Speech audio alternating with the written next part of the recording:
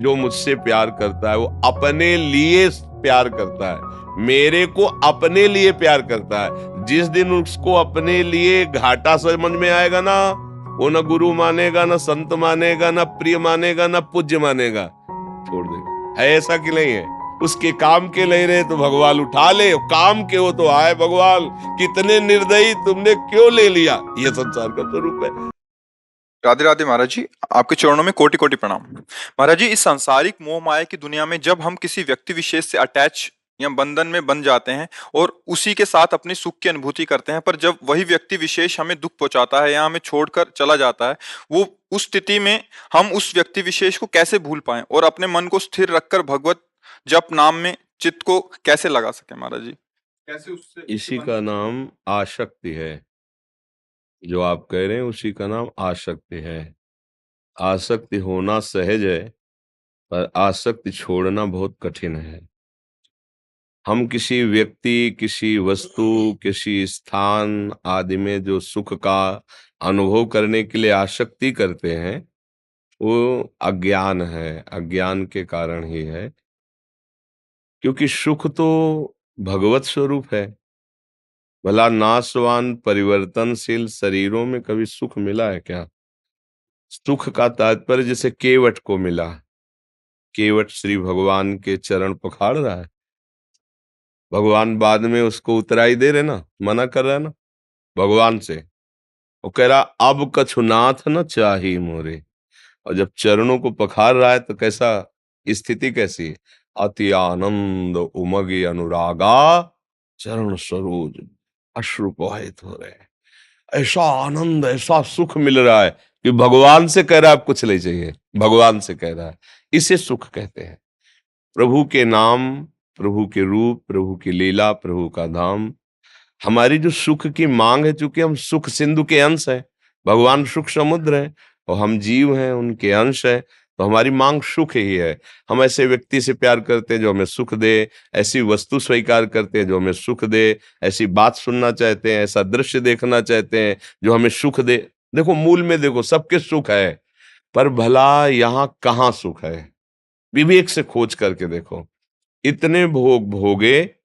एक बार हम सैमशी में थे, तो एक 92 वर्ष के गांव के जमींदार प्रधान थे और वो आया करते थे।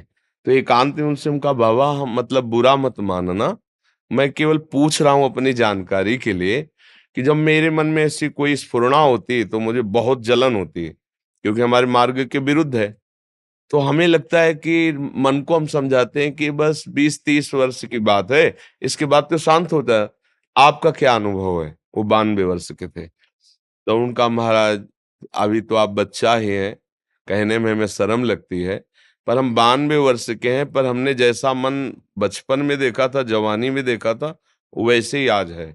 मैं योग्य किसी के नहीं हूँ, पर मन की दशा वही। अब हमको भयंकर भय लगा कि इस मार्ग में मुझे इस पर तो विजय प्राप्त करनी पड़ेगी, ये अवस्था के अनुसार तो नहीं जाएगा।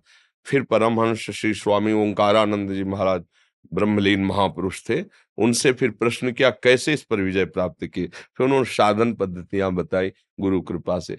तो ये जो हम सोचते हैं कि इन भोगों के भोगने से सुख मिलेगा, सच्ची बात देखो, आप लोग तो गृहस्थी में हो, कहाँ आपको ऐसा लगा कि अब कृत्य भयो मैं, हे नाथ आज मैं तृप्त हो गया, अब नहीं चाहिए। ये कुछ क्षण के लिए भले थोड़ा मन तुम्हें ऐसा बावरा बना दे कि बस, लेकिन उसी उसी दूसरे दूसरे क्षण के लगते ही मन तुम्हें दूसरे भोग में, फिर बार बार भोगने की इच्छा, फिर नवीन। इसका मतलब है नहीं, अगर होता तो तृप्ति मिल जाती ना। तो हम अगर किसी व्यक्ति से या वस्तु से, आप तो व्यक्ति की बात कर रहे हैं, कितने ऐसे नशेबाज लोग हैं जो कहते हैं मैं ये नशा नहीं छोड़ सकता, इसके बिना मैं जी नहीं सकता। अब आप बताओ, अपना जीवन किसी नशे के अधीन कर देना, किसी व्यक्ति के अधीन कर देना, किसी भोग के अधीन कर देना, ये अज्ञान के कारण ही तो होता है। तो सुख भगवान में है, ये पता नहीं है हमें। हमें लगता है सुख भोगों में है, और भगवान ने इस पूरे संसार को रच के एक पोस्टर लगा दिया, दुखालयम अशाश्वतम। गीता जी में कहा इसमें दुख ही दुख भरा है और अशाश्वतम, यहाँ कुछ टिकाऊ नहीं है। सब परिवर्तनशील, सब नाशवान। आज तुम्हें कोई प्यार से गले लगाएगा, कल वही तुम्हारी तरफ देखेगा नहीं, जब तुम उसके काबिल नहीं रह जाओगे। या नवम नवम, मन का क्या कार्य क्या है? नवम नवम। छोड़ो, अब नया, अब नया सुधार करो, प्रभु का नाम जप करो और प्रभु से प्रार्थना करो। देखो हमारी मांगे क्या है? हमें कोई सुंदर रूप मिले, सुंदर रूप टिकाऊ होना चाहिए, और मेरा वो मित्र हो ऐसा जो मेरे लिए प्यार करे, केवल मेरे लिए प्यार करे, और मैं कभी उससे बिछड़ू ना, और वो सदैव मुझे सुख देता रहे। ये सबके मन में है, सबके मन में है। पर सही दिशा ना होने के कारण हम उसे धन मान लेते हैं, हम उसे पुरुष मान लेते हैं, हम उसे स्त्री मान लेते हैं, वस्तु मान लेते हैं। ये सारी की सारी बातें भगवान में है। उनका रूप अविनाशी, और एक बार जिसे भगवान स्वीकार कर लेते हैं उसे कभी छोड़ते नहीं। और भगवान सुख देते हैं, उनको कुछ चाहिए नहीं। तुम्ही को तो सब कुछ दिया है उन्होंने, तुम्हारा क्या चाहिए? तुमको तो दिया है उन्होंने। तो दियम वस्तु गोविंदम तुभ्यमेव समर्पय, बस इतनी बात है। अगर आप संसार के किसी व्यक्ति वस्तु स्थान में भगवत भाव कर ले, फिर आपको आसक्ति नहीं होगी, क्योंकि आपने पहले ही भाव कर लिया था कि प्रभु मेरे इस रूप में है। तो वो रूप बदल जाएगा, लेकिन प्रभु तो आपके रहेंगे ना, वो संभाल लेंगे। हम लोग प्रभु भावना करके जो वस्तु व्यक्ति में फंस जाते हैं, तो वही फिर हमारे आगे जन्म का कारण होता है। अगर हम स्त्री रूप में फंस गए तो अगला जन्म स्त्री का, पुरुष रूप में फंस गए तो पुरुष, हिरन में फंस गए तो अगला जन्म हिरन का हुआ ना। तो इसलिए हमें सावधान रहना चाहिए। पहली बात यह कि मेरा कोई नहीं है, पक्का नहीं है। जो मुझसे प्यार करता है वो अपने लिए प्यार करता है, मेरे को अपने लिए प्यार करता है। जिस दिन उसको अपने लिए घाटा समझ में आएगा ना, वो ना गुरु मानेगा, ना संत मानेगा, ना प्रिय मानेगा, ना पूज्य मानेगा, छोड़ देगा। है ऐसा कि नहीं है? फिर सांसारिक संबंधों की तो बात जाने दो। तो इसलिए जिन्हें स्वीकार करने पर कभी आज तक किसी को घाटा नहीं हुआ, वो है श्री भगवान, श्री किशोरी किशोर जी, लाडली लालजू। अब मान जाओ, जब आपको पता चल गया है कि सब स्वार्थ का स्वरूप है, तो उसके लिए मत रो।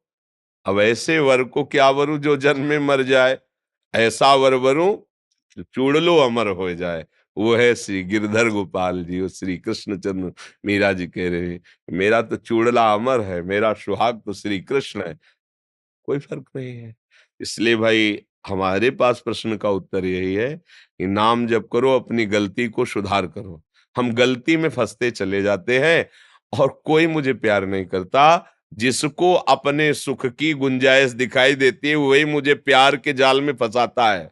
अपने सुख के लिए सारी बातें हैं, ऐसे ही सबका संबंध समझ लो। जिस दिन अपना सुख, हम एक जगह थे, तो एक वृद्धा महिला आई, अपने पति के लिए कह रही थी, महाराज भगवान से मनाओ कि उनको उठा लें।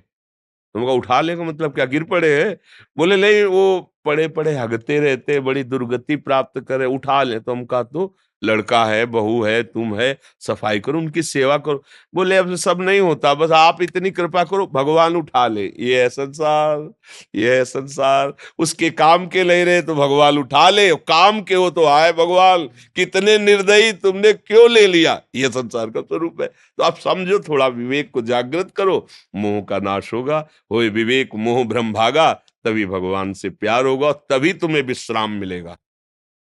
ये भाग दौड़ तभी शांत होगी जब तुम्हारे प्यारे भगवान हो जाएंगे। महालक्ष्मी पति क्या चाहिए, रूपवान है, सर्व सामर्थ्यशाली है। देखो सूर्य किसने बनाया, कितने पूरे ब्रह्मांडों को प्रकाश दे रहे हैं।